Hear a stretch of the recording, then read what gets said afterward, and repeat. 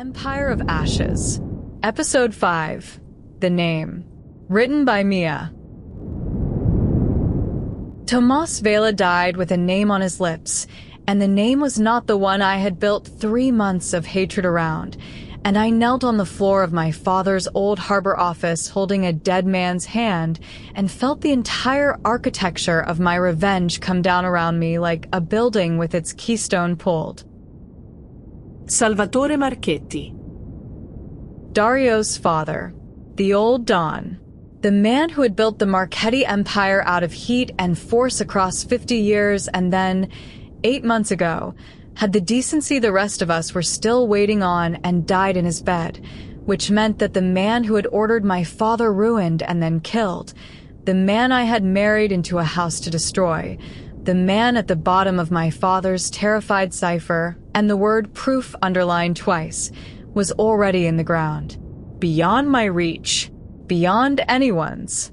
I had walked into the lion's mouth to take my vengeance, and arrived 8 months too late to a grave. I had built my whole self around the killing of him. You have to understand that. For 3 months, through the funeral in the rain, the cold restaurant, the cathedral, every breakfast in that glass loggia, I had been ablaze with a single edge, and the edge was Salvatore Marchetti will pay for my father. I had eaten and slept and married on it. I had let a strange man put a ring on my finger because the ring was a key, and the key was for a door behind which my father's murderer slept. And now the murderer was dead, and the door opened onto nothing, and I knelt on that cold floor and felt myself come unmade in a way the falcon blade had managed 12 hours before. There is no grief quite like the grief of being denied your revenge. It is the grief of discovering that the thing holding you upright was hate, and that the hate has nowhere left to go, and that without it you are just a girl, alone, 20 years old, with no father and no purpose and a dead man's blood drying on her hands. And Dario, who I had accused of murder over the bread, who I had married hating, who had leaned down at our wedding and told me to breathe, Dario had not done it, had not known. He doesn't even know, Vela had said. Racing the dark, it was never Dario. The cold, steady man who'd put his body between me and a falcon blade not 12 hours ago was as much his father's victim as I was. He'd simply inherited the empire and the guilt in the same envelope and never been told what was in it. I would have stayed there longer, drowning in it, except that the dead don't kill themselves, and whoever had put the knife in Tomas Vela had done it within the hour, which meant they were close, which meant they might be coming back, which meant that I was a Marchetti wife kneeling over a fresh corpse with my father's stolen ledger sewn into my coat, and if I wanted to live long enough to understand what I'd just learned, I had to move. I let go of Vela's hand. I closed his eyes because someone should, because he brought me sugared almonds when I was small. And I went out into the gray morning the back way, the way my father had taught me, and I did not run, because running is how you get seen, and I had just become a person it was very dangerous to see. Dario was waiting up when I came through the garden gate at dawn, and he was not calm. I had never seen him not calm. Through the opera, the blade, the dead man on the marble, he had been the eye of every storm, and now he came down the dark lawn toward me fast, and his face was open in a way that stopped me cold, because the careful was gone, and underneath it was something raw and frightened and furious all at once. Where were you? He had my arms. Not hard, but he had them, his hands running over me checking for damage the way he had in the foyer, and his voice was shaking. You disappeared. After the attack in the tunnels, you were there, and then you were gone. Nico said the garden camera caught you leaving alone at 2 in the morning, alone the night the Falcons tried to take you off a foyer floor. Do you have any idea? I had men out. I had the whole city being turned over. I thought he stopped, made himself breathe, the way he'd told me to at the altar. I thought they'd finished what they started. I thought I'd lost you in the dark because I didn't keep close enough watch, and I have been standing in this garden for 4 hours learning exactly what that does to a man. And here's the thing about being married to your enemy and discovering he was never your enemy at all. It leaves you with nowhere to put your hands. I needed air, I said, which was the second lie I told him, and the worst, because I told it to a man whose hands were shaking from fear of losing me, while my coat held the proof that his dead father had murdered my living one. I couldn't breathe in the house after the man on the marble. I walked. I'm sorry. I should have told someone. He looked at me for a long moment, and I watched him decide not to believe me and decide not to push it, the way he kept choosing not to push the things he could see I wasn't ready to give. And that mercy was so much harder to bear than cruelty would have been, because I was lying to the one person in that whole rotten city who had never once lied to me. "Don't," he said quietly. "Disappear. Please. Whatever this is, whatever you walked out into the dark to do or to feel, you don't do it alone anymore. That's the one thing I'll ask you that isn't in the arrangement. You let me be where you are, even if you won't tell me why." His thumb moved over my wrist, where the cut bond would have been if we'd been something other than what we were. I can't do the thing my father did to this family. I can't run it on fear and never let anyone close. I'm trying to build something else, and I can't build it if if you keep walking into the dark where I can't follow. I should have said something. A wife would have said something. "I'm sorry, it won't happen again. Hold me." But I was a blade that had just lost its edge, and I stood in the dawn-cold garden looking at this man who'd spent 4 hours imagining my death, and found I had no idea how to be loved, because I'd been a weapon so many months I'd forgotten the language of being a person someone wanted alive. He saw it. Of course he saw it. He saw everything. And instead of pushing, he did the thing that nearly broke me. He took off his own coat, the beautiful black coat he'd worn through the opera and the blood, and put it around my shoulders because I was shivering and hadn't noticed, slow, hands visible, asking nothing, the way you gentle a frightened animal. The coat smelled of him and of the long, terrible night. I pulled it closed without meaning to, and I understood I was in catastrophic trouble, the kind no ledger could fix, because the man my father's killer had forced me to marry was, against every plan I'd ever made, becoming the only warm thing in my life. The one person he didn't finish it. He didn't have to. And God help me. Standing in that garden with his dead father's guilt in my coat, I wanted to finish it for him. I didn't sleep. I sat in the window of the bride's cage they'd built me before I ever said yes, and I took my father's ledger out of my coat lining for the first time inside the Marchetti walls, and now that I had the name, the 6th line, the one I'd never been able to crack, the one beside proof underlined twice, came apart in my hands like it had only ever been waiting for the key.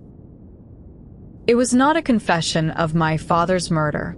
It was so much worse than that, and I finally understood why a careful man had hidden it behind a wall and died of it.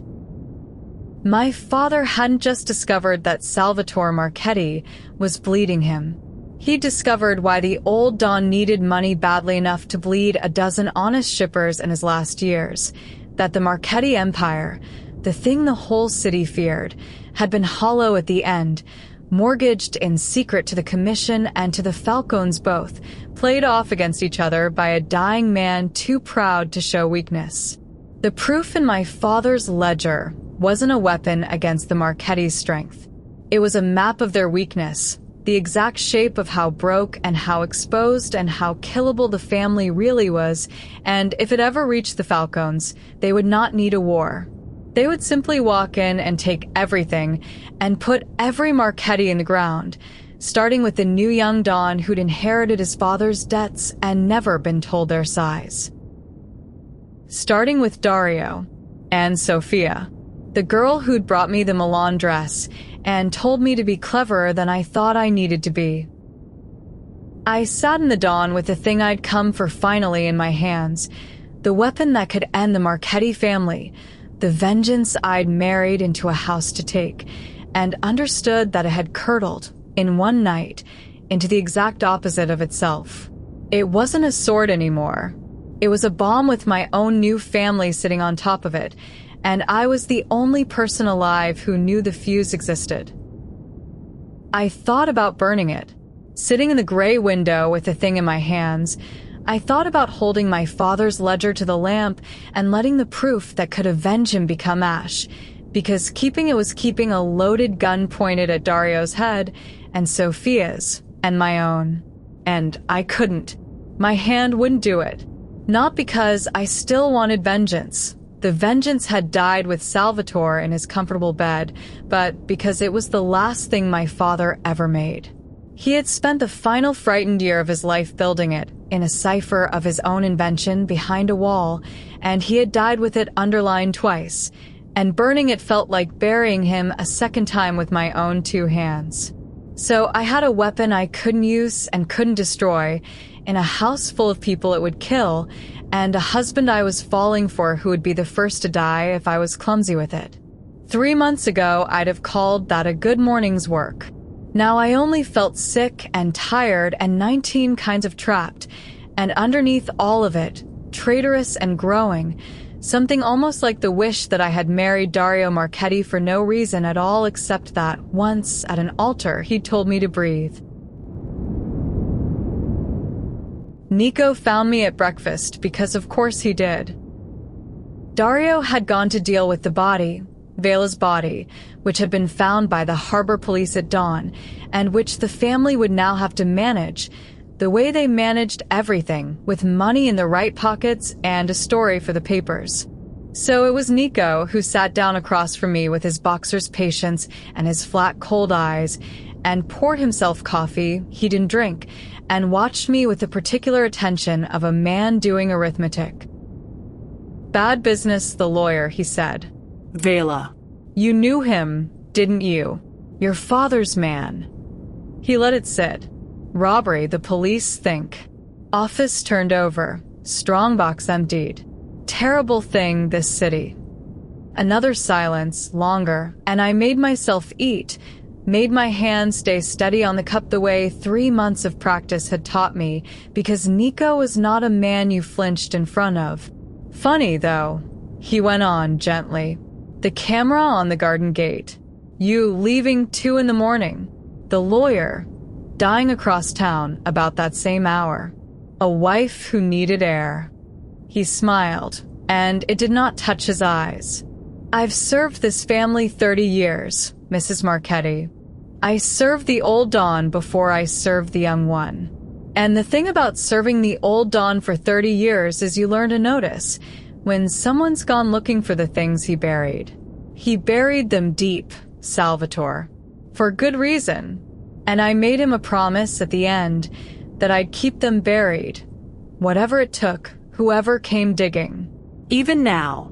Especially now." He stood and buttoned his jacket and looked down at me, and the cold in him was the patient cold of a man who has put people in the ground for love of a dead master. "Dario doesn't know what his father did. I'd like to keep it that way.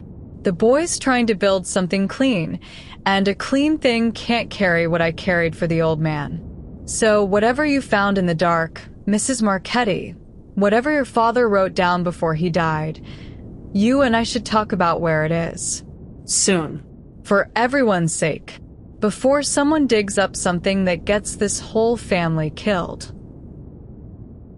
And he walked out, leaving his coffee untouched, and I sat in the Marchetti house holding a cup that did not shake only because I would not let it, and understood, finally and completely, the shape of the trap I was in. The man who killed my father was dead. The proof that could avenge him would instead murder the man I was falling for.